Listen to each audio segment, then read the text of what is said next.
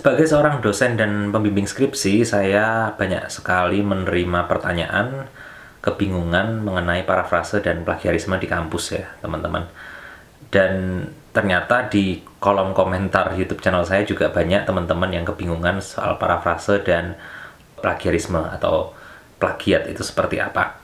Saya sendiri sudah buat videonya yang terbaru, contoh melakukan parafrase yang cukup singkat. Videonya nanti teman-teman bisa cek, saya akan cantumkan linknya di deskripsi. Dan sekarang ya, saya meskipun komentar-komentar di kolom atau pertanyaan-pertanyaan di kolom komentar itu sudah saya jawab juga, saya akan berbagi dengan teman-teman. Kali ini saya akan membuat video singkat tentang Q&A mengenai parafrase dan plagiarisme. Ya, ada beberapa pertanyaan dari para viewer ya, para viewer di YouTube channel saya. Di sini kita mulai dari pertanyaan pertama ya, dari Amalia Fitri ya. Amalia Fitri di sini bertanya, apakah 25% atau dalam tanda kurung terdapat plagiat dapat ditolerir?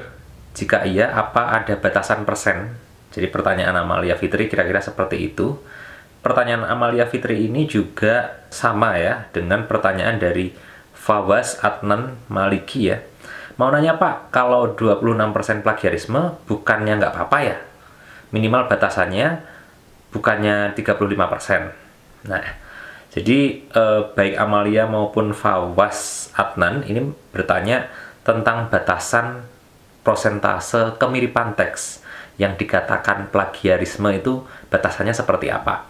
Nah, perlu saya jelaskan sebelumnya teman-teman, plagiarisme itu sebenarnya tidak hanya sekedar kemiripan teks ya. Nanti saya akan buatkan videonya plagiarisme itu apa, mungkin seperti itu judulnya, tetapi intinya adalah kemiripan teks itu menjadi salah satu indikasi plagiarisme. Salah satu indikasi plagiarisme, dan itu ada batasannya. Nah, batasannya berapa persen dan seterusnya itu sangat bergantung pada institusi masing-masing mahasiswa. Dalam konteks skripsi ya, ada universitas atau program studi yang kemudian mematok angka sekian persen ya, 30% atau 25% dan seterusnya.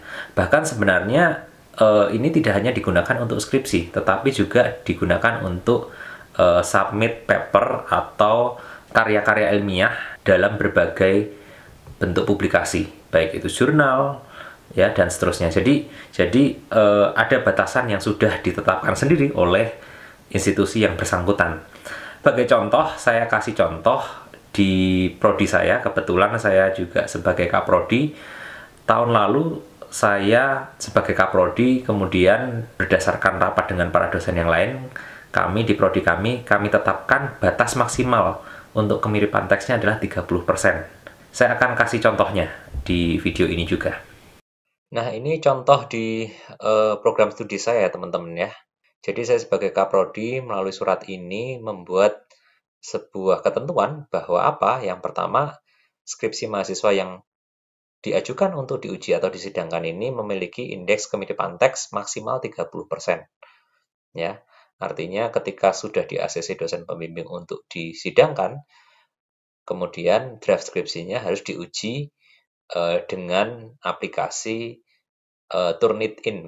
Kebetulan di prodi saya menggunakan aplikasi itu, dan ketika lebih dari 30% maka akan dikembalikan kepada mahasiswa yang bersangkutan untuk diperbaiki kembali ya.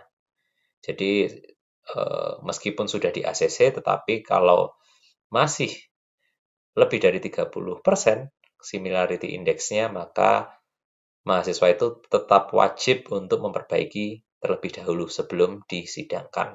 Nah, hasil uji Turnitin-nya itu nanti juga akan dilampirkan ya di skripsinya, supaya pembaca juga tahu bahwa skripsi ini adalah skripsi yang benar-benar memenuhi kaidah akademik, terutama terbebas dari plagiarisme itu tadi. Nah, itu ya teman-teman, jadi jelas sekali bahwa Anda jangan bingung berapa batasannya dan seterusnya, itu tergantung kembali lagi kepada institusi yang membuat aturan Apakah Anda menulis di jurnal, apakah Anda menulis skripsi di institusi Anda, itu aturannya berbeda-beda. Jadi kembali lagi pada institusi masing-masing. Itu jawabannya kira-kira seperti itu.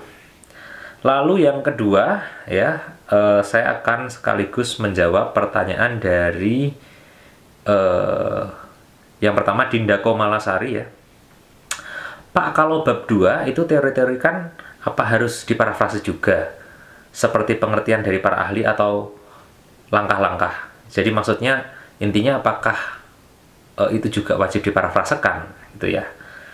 Pertanyaan yang hampir sama juga dari Salma Azizah, ya. Di sini dia bertanya, kalau dalam pendahuluan apa harus diparafrase juga, Pak?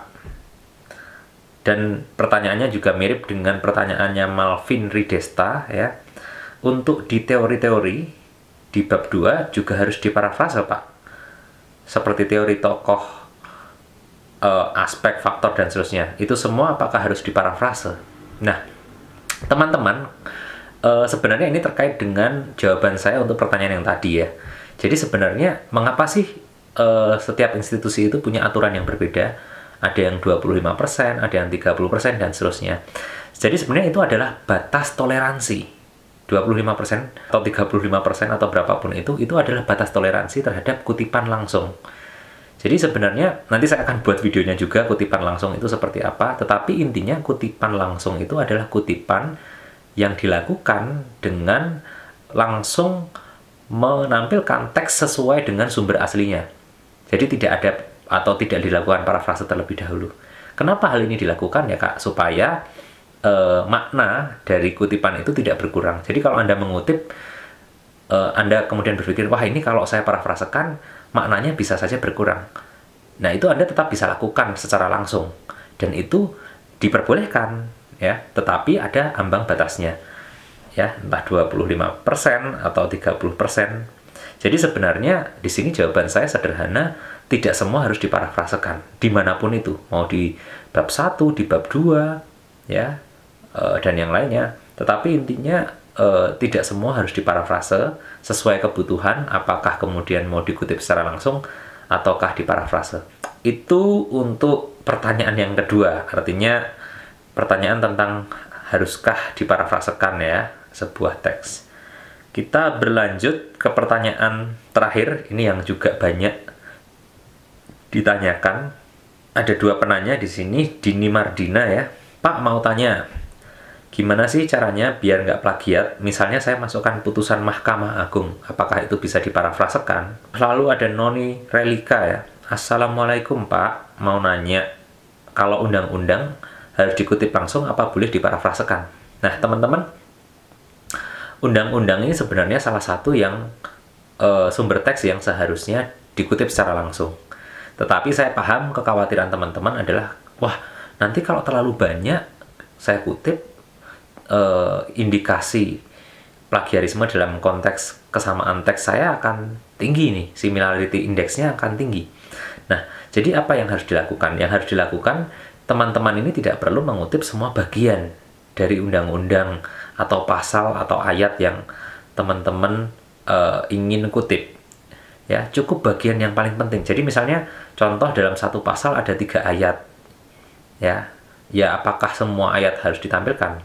Atau cukup 1 ayat saja?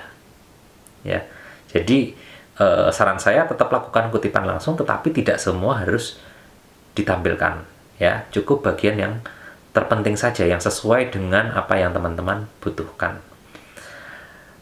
Saya pikir begitu teman-teman, video saya kali ini semoga membantu dan menjawab kebingungan teman-teman. Kalau ada pertanyaan apapun bisa disampaikan di kolom komentar ini. Saya mungkin akan buat lagi Q&A untuk pertanyaan-pertanyaan yang lain dengan fokus atau kebingungan-kebingungan yang lain.